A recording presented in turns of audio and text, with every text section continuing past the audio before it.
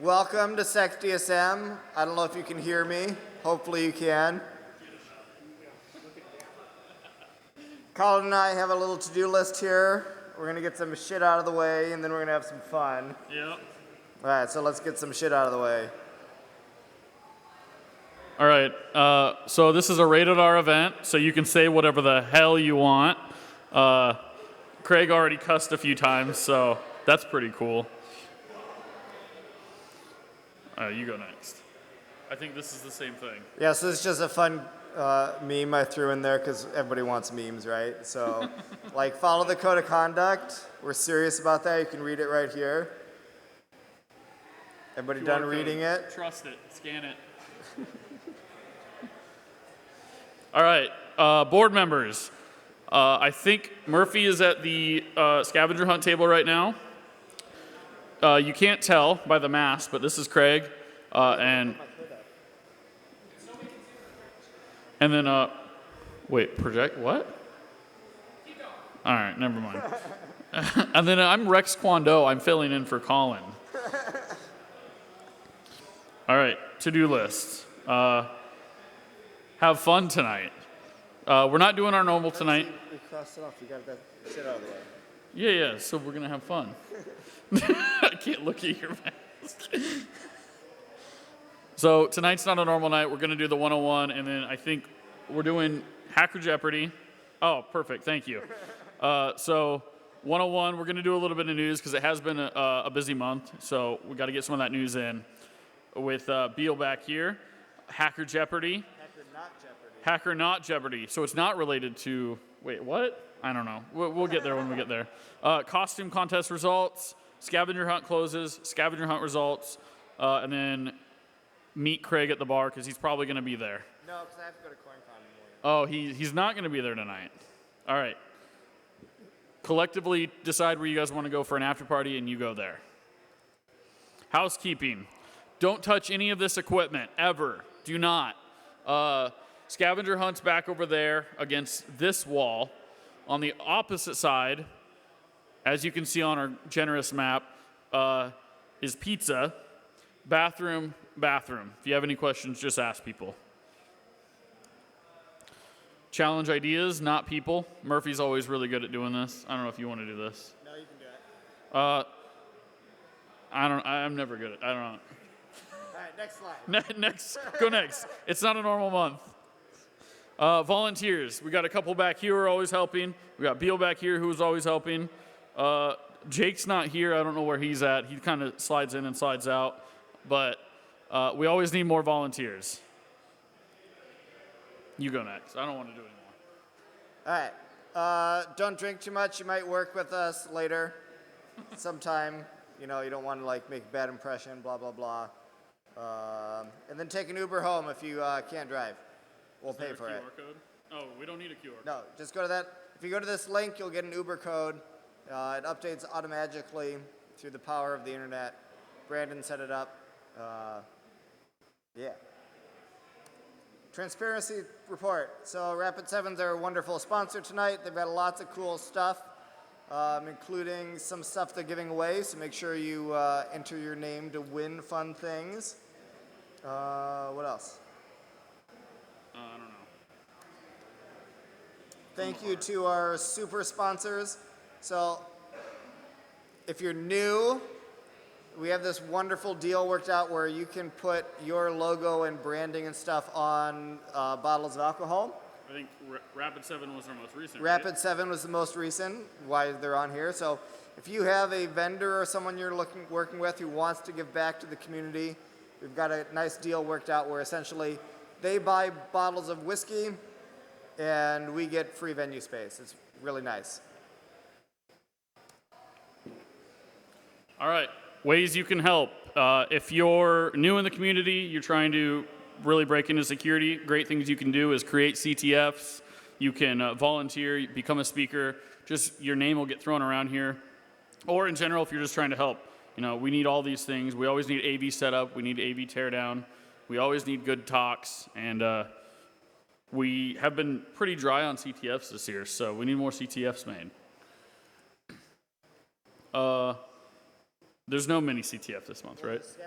Scavenger hunt is the CTF this month. It's back there, which you can still enter. You can still do it. Upcoming events. Tell them about your prizes. Oh yeah, prizes tonight. Let's see if I can remember all of them. For all the various events, are we doing? If you win, you pick first prize, so on. We don't know how we're doing it yet, but we have 4 Flipper Zeros. What? Brandon knows how to do it, so if you're curious, ask him. 4 Flipper Zeros, 3 Raspberry Pi 5s, a packet squirrel from Hack 5, a couple gift cards to WTOW, if you like sushi, or like, I don't know, what else do they have? One of the best restaurants in town. Lachelle's, a couple gift cards to them, and I feel like I'm missing something. 2 Wi-Fi pineapples. Yes. So lots of prizes. Oh, yeah, we have, I don't know how I missed that. We have like 10 Mulvad gift cards. They're like 6 months, too. When is October? What's the date today? Tomorrow is CornCon. So if you haven't been to CornCon before, it's a lot of fun. You should go. Last minute, you should go. I don't know if that's an option, but... Well, yeah, it is. All right, so last minute, I know it's tomorrow, but by any chance, if there is one single person here who wants a free ticket, they might be able to get one from me if you come and talk to me. It's like a mini CTF. The first person who asks me for it can get it. Do you want it? All right, you got it. It's yours. Talk to me in a bit. Congratulations. Wild West Hacking Fest is next week. If you're going or you have a ticket and you don't have a ride figured out yet, come talk to me. I think we got like 3 or 4 cars going, and we can figure something out. Wild West Hacking Fest Mile High is in February. I won't have a ride for you for that, but I will be there. And all of these all into next year. So if you're going to any of these, start talking to people about... What's that last one there? Beast. Oh, weird. Do you want to talk about this one?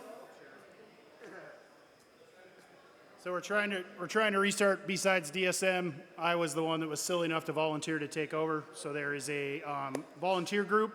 We've got a private channel. If you want to volunteer to help do something, just come up and let me know. If you're a vendor or you got vendors bugging you, just like for here, we're looking for sponsorship for that event.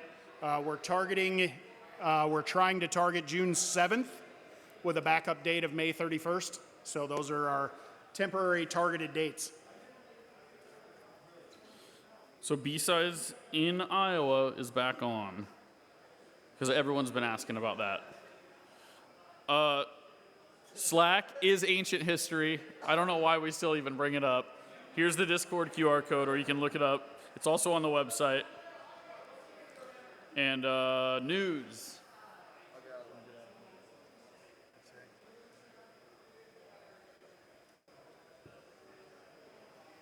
Good job getting a free ticket out of Craig, by the way, without having to do anything weird. All right, news for the month. So it's been a little nuts. Here's some of the top stories. If you haven't heard of Evil Corp, they're a group of idiot hackers out there doing bad stuff. We've been tying them to government organizations and companies have been tying their activity to certain individuals. I believe the first time they were charged, there was a group that was charged like in 2019 or 2020. This is the latest that came out. Several new people got charged. They're all Russian nationals. The big deal out of this one is this Edward Bendarsky guy, who's actually a former Spetsnaz officer, got aligned as essentially a key enabler and protector. So there's been a lot of questions about how they're getting away with this long term and how they keep getting kind of a heads up before things happen. And this pretty much ties this guy into it. They've had a bunch of big campaigns, have stolen hundreds of millions of bucks. And the big deal here, and if you get attacked by them, or if they're the ones that reach out and you happen to get ransomware or you know somebody, the big deal with this is that now it's an OFAC violation, which is a sanction violation, which isn't good. So if Evil Corp attacks you, don't send them ransom Bitcoin payments, or you can talk to the FBI and the Department of Justice. Another big one. So a UK hacker got charged in this scheme. It looks like normal insider trading from the outside when you take a look at it. This guy turned around and for about a year and a half, from 2019 to 2020, was turning around and hacking executive emails which again sounds like whaling or just, business email compromise. But instead of using the accounts, he was keeping access to the accounts and trading on insider information, and ended up making almost $4 million. So apparently that's a way to make money out of business email compromise.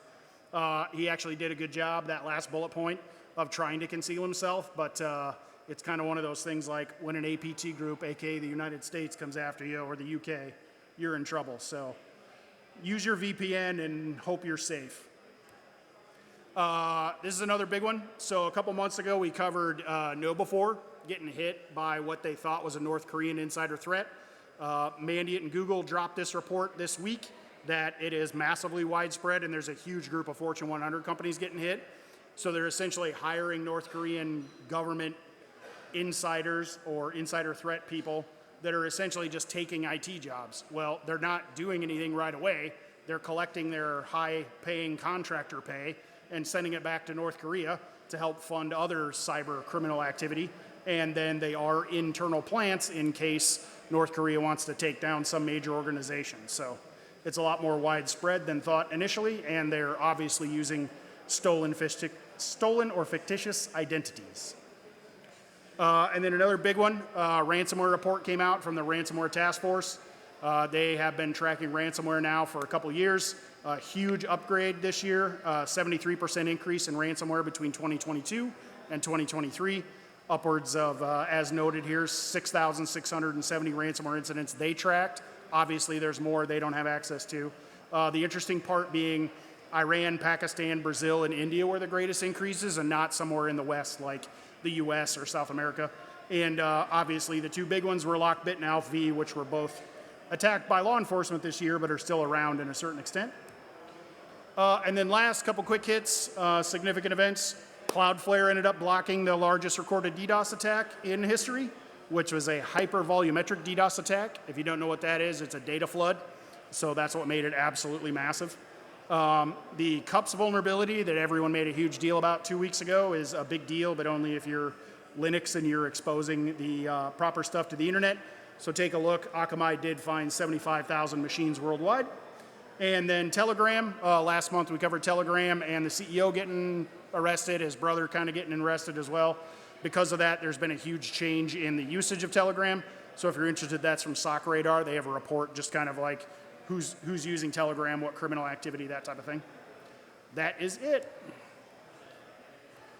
And then we always like to throw it out there. If anyone is working somewhere, has a job opening, come up, let us know who you are, what the job's about, and who you're looking for. Anyone? Nobody? Going once? Everybody's partying and drinking? All right. I will shut up. All right. Agenda for next month. We got the 101. You got to listen to me do the news. Jared is actually talking next month. Is that true, Jared? Are you giving us a talk? And then, yep, if we say so. Jared got ordered, voluntold. And then Andy Neller's giving a talk as well. We'll be back to normal format next month. So just like a normal meeting. Cool.